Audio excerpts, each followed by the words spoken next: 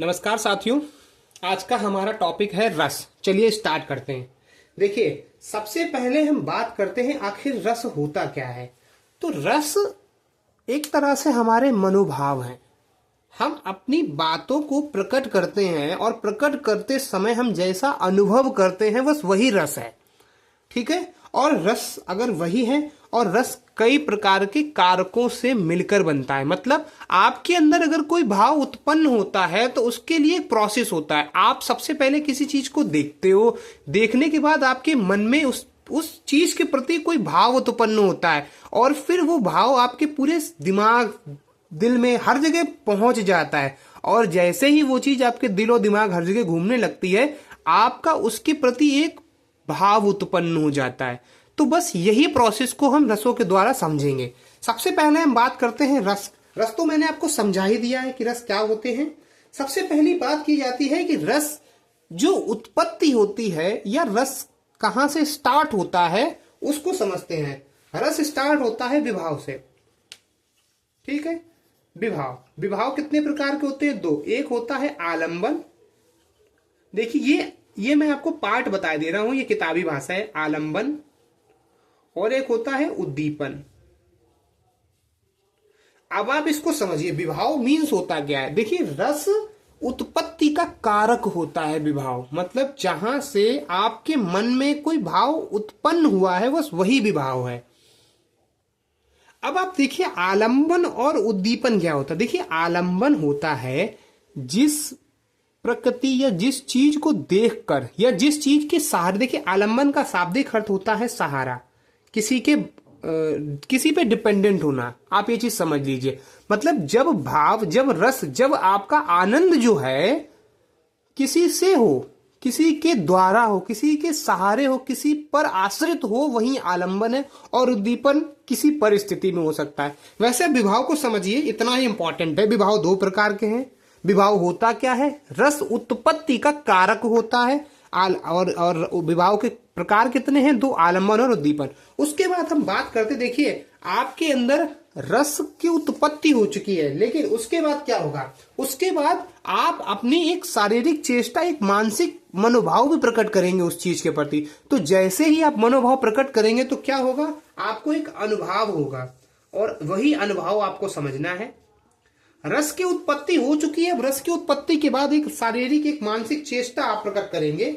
आपने एक मनोभाव प्रकट किया है, और वो प्रकट किया है तो वही अनुभव हो गया। और अनुभव के कितने भाग हैं? चार। देखिए, अनुभव के ये जो मैं आपको चार प्रकार बता रहा हूं, ये इतने इंपॉर्टेंट है नहीं, पर फिर भी आप समझ लीजिए।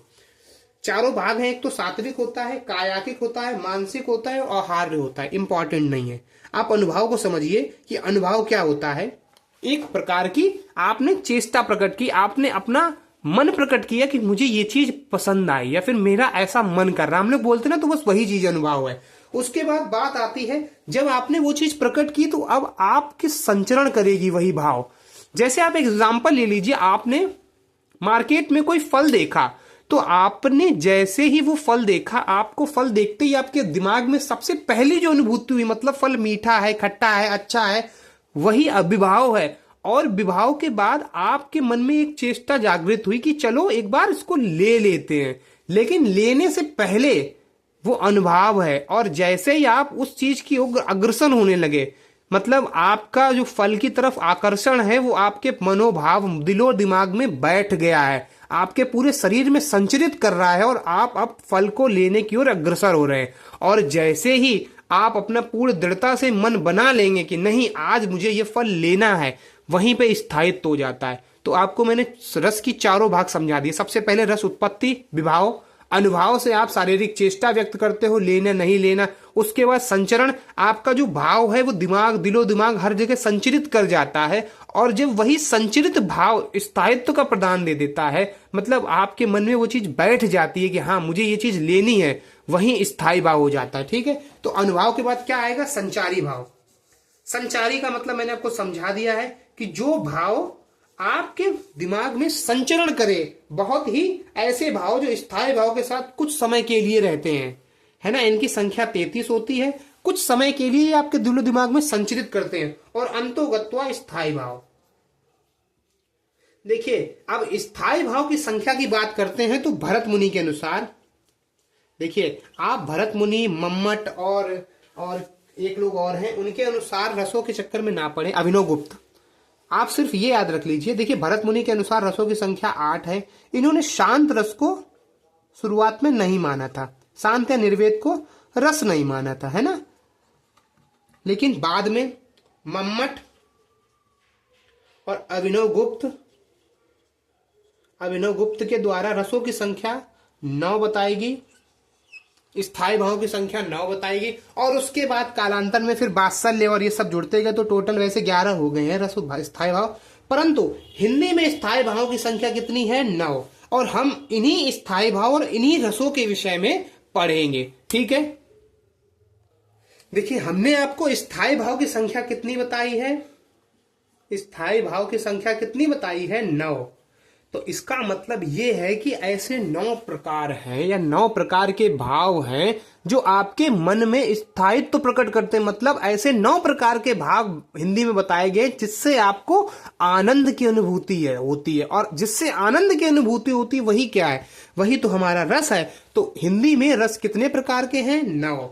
स्थायी भाव कितने प्रकार के हैं? 9। विभाव कितने प्रकार के हैं? 2। अनुभाव कितने प्रकार के हैं? 4। और संचारी भाव 33 प्रकार के। ये जो आंकड़े हैं ये आपको बहुत अच्छे से तैयार होने चाहिए। अब हम सबसे पहले बात करते हैं रसराज श्रृंगार रस की। श्रृंगार रस, देखिए हिंदी में इसको रसराज माना जाता है, मतलब रसों में श्रेष्ठ रस माना गया है, ठीक। अब श्रृंगार रस क्या होता है? सबसे पहले हम बात करते हैं श्रृंगार। देखिए श्रृंगार से आपको समझ में आ रहा होगा इसमें सजने संवरने की बात हो रही है। और व्यक्ति सजता संवरता कब है? हम और आप अपनी स्थिति को देखिए, हम कोचिंग भी जाते हैं तो हम क्यों सज संवर के जाते हैं? जब प्रेम भाव उत्पन्न होता है, और प्रेम को ही क्या बोलते हैं? रति। तो इसका स्थायी भाव क्या है? मतलब प्रेम में जब व्यक्ति होता है तो उसमें स्थायित्व तो किस भाव का होता है? प्रेम का। आप समझ रहे हैं ना, रति का। अब एक चीज समझिए, अब इसमें श्रृंगार है, अच्छी बात है, प्रेम है, बहुत अच्छी बात है, लेकिन प्रेम में वियोग भी तो होता है। और अगर वियोग होता है तो क्या होता है? उसमें भी तो प्रेम ही होता है। तो श्रृंगार रस कितने प्रकार के? श्रृंगार रस 2 प्रकार के। सबसे पहला होता है संयोग श्रृंगार रस, जब हमारी और आपकी स्थिति बेस्ट चल रही होती है। संयोग श्रृंगार रस जब प्रेमी या नायक और नायिका का मिलन हो रहा होता है, तब संयोग श्रृंगार रस। और वियोग श्रृंगार रस कब होगा? जब बिछड़ रहे होंगे। तो आप इन सब चीजों से बहुत अच्छे से अवगत होंगे। श्रृंगार रस आपको समझ में आ गया है। रसराज होता है। स्थायित्व तो किस चीज का होगा? प्रेम। रति का पर्यायवाची होता है, वैसे प्रेम का पर्याय होता है रति। उसके बाद आपको यह भी पता चल गया श्रृंगार रस कैसा होता है। श्रृंगार रस संयोग श्रृंगार रस होता है और वियोग भी होता है। आपको श्रृंगार रस समझ में आया। बात करते हैं दूसरे रस की। दूसरा रस होता है हास्य रस। अब आप देखिए, समझिएगा, दूसरा रस कौन सा है? हास्य रस। अब हास्य रस में स्थायित्व किस चीज का होगा? आप खुद समझिए। हास्य रस में स्थायित्व मतलब आपके मन में ऐसा कौन सा भाव का स्थायित्व होगा? आप हंस रहे हैं तो आप खुश हैं, हास होगा, है ना। स्थायी भाव इसका हास है। कोई समस्या तो नहीं है इनमें। आप इन चीजों को देखते रहिए, समझते रहिए ज्यादा। देखिए इनके, आप एक चीज और समझ लीजिए, आपके दिमाग में ऐसा होगा कि एक एग्जाम्पल दे दिया जाएगा और उसमें रस से ये, और हमसे ये पूछा जाएगा कि इसमें कौन सा रस है। ऐसे प्रश्न बहुत रेयरली आते हैं रस से प्रश्न बहुत इजी प्रश्न आते हैं। आप स्थायी भाव समझ लीजिए, आलंबन, उद्दीपन, ये मैंने आपको समझाई दिए। अनुभाव, विभाव, संचारी भाव, ये सब आप याद कर लीजिए। रसराज कौन सा है? भरत मुनि के अनुसार कितने रस हैं, मम्मट के अनुसार कितने रस हैं, अभिनव गुप्त के अनुसार कितने रस है, बस इतना याद कर लीजिए, इनफ है, ठीक है। हास्य रस में किसका स्थायी भाव होगा? हास का। उसके बाद हम तीसरा देखते हैं। तीसरा है करुण रस। अब आप देखिए करुण रस, करुण में करुणा दिखाई पड़ रही। करुणा मतलब दुख दिखाई पड़ रहा है, शोक दिखाई पड़ रहा है। आदमी व्यक्ति दुखी कब होता है? जब शोक होगा। तो आपके अंदर स्थायित्व किस चीज का होगा? आप उदास होंगे ना तो आप शोक में होंगे ना। हम शोक में डूब गए हैं तो स्थायी भाव किसका? करुण रस का स्थायी भाव क्या आ गया? शोक। उसके बाद हम चौथा देखते हैं रौद्र रस। रौद्र रस, अब देखिए रौद्र व्यक्ति कब होता है? गुस्से में होता है ना। आदमी रौद्र कब होता है? गुस्से में। गुस्सा क्या मतलब? क्रोध। आप चीजों को समझ रहे होंगे, आप स्थायित्व को समझिए। उसके बाद पांचवा है वीर रस। अब देखिए वीर रस, आप इस चीज को समझिएगा, बहुत अच्छे से समझिएगा। व्यक्ति वीरता कब दिखाता है, या वीरता किस प्रकार के व्यक्ति दिखा सकते हैं? जो उत्सुक हों, जो चीजों के प्रति उत्साहित रहें। जो क्लास के साइड में बैठे रहे, उनके अंदर कोई उत्साह नहीं होता है। जो क्लास में बोलते हैं, भले ही गलत बोले, लेकिन उनके अंदर एक क्षमता है क्लास में बोलने की, वो उत्साहित होते हैं। भले ही गलत बोलेंगे पर हम बोलेंगे, है ना। तो वीर कैसा होता है? उत्साहित होता है ना। आज जाके मर मिटेंगे जाके, तो उत्साहित है, उत्साह है। उसके बाद हम बात करते हैं छठे रस की, जो कि छठा रस है हमारा विभत्स रस। अब देखिए विभत्स क्या होता है? विभत्स मीन्स होता है विभत्स मीन्स होता है थोड़ा सा घिन टाइप का, मतलब ऐसी चीजें नहीं हो जाती जो बिल्कुल जिससे घिन आती है, गंदी चीजें, तो वो विभत्स है। और विभत्स का स्थायी भाव आप इसको याद कर लीजिए। जुगुप्सा थोड़ा सा अटपटाया, आप याद कर सकते हैं विभत्स को। यदि याद नहीं होता है तो आप कैसे भी ट्रिक लगा के कुछ भी करके बस याद कर लो, ठीक है। ये याद करना है आपको। विभत्स मैंने आपको बता दिया, थोड़ा सा घिन वाली चीजें होती हैं। उसके बाद सातवां आता है भयानक। भयानक, अब देखिए भयानक, भयानक चीजें कब होती हैं, और भयानक स्थिति में हमारे अंदर भाव कैसा उत्पन्न होगा? डर का ना। हम डरेंगे ना, हमारे सामने अचानक चुड़ैल आ जाए, हम क्या करेंगे? डर जाएंगे ना। तो हमारे अंदर भयानक में कौन सा स्थायी भाव आएगा? भय का। उसके बाद आठवां हमारा है अद्भुत। अद्भुत रस। अब देखिए अद्भुत, कोई चीज अद्भुत कब दिखती है ना। आप एक चीज को समझिए, आप छोटे से अडोरेबल चाइल्ड को देखिए, वो अच्छे से तैयार होके कहीं जा रहा हो, तो वो आपको कैसा लगता है? एकदम बहुत ही मनमोहक लगता है ना। बहुत ही विस्मय, एकदम विस्मयकारी दृश्य होता है। मतलब आप आश्चर्यचकित हो जाते हैं। कोई एकदम आपके सामने से एकदम कोई भी ऐसी चीज अद्भुत दिख जाए, आप उस चीज को समझिएगा तो आपके दिमाग में कैसा अनुभव उत्पन्न होता है? आप एकदम विस्मित हो जाते हैं, आप आश्चर्यचकित रह जाते हैं कि कोई ऐसा सुंदर कैसे।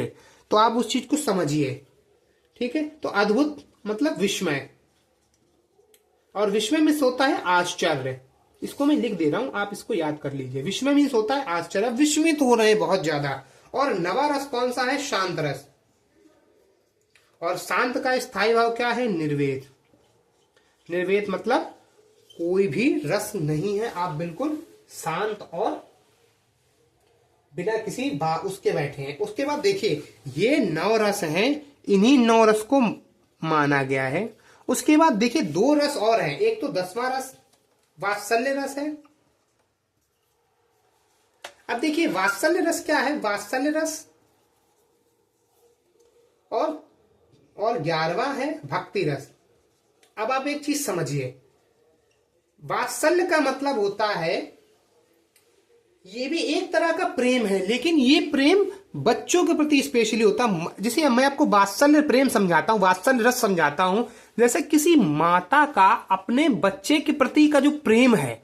अब देखिए वो प्रेम आपको मैंने शुरुआत में बताया था श्रृंगार रस, आप समझिएगा। देखिए श्रृंगार रस में भी प्रेम था, पर वहां पर नायक और नायिका का प्रेम दर्शाया गया था। क्योंकि नायक और नायिका का प्रेम अलग होता है, और माता का अपनी संतान के प्रति दर्शाया गया जो प्रेम होता है वो अलग होता है। तो अब वात्सल्य मतलब होता है बहुत नटखट, एक ऐसी छवि जिसको देखकर कलेजे में ठंडक पड़ जाए, आप उस चीज को समझिए।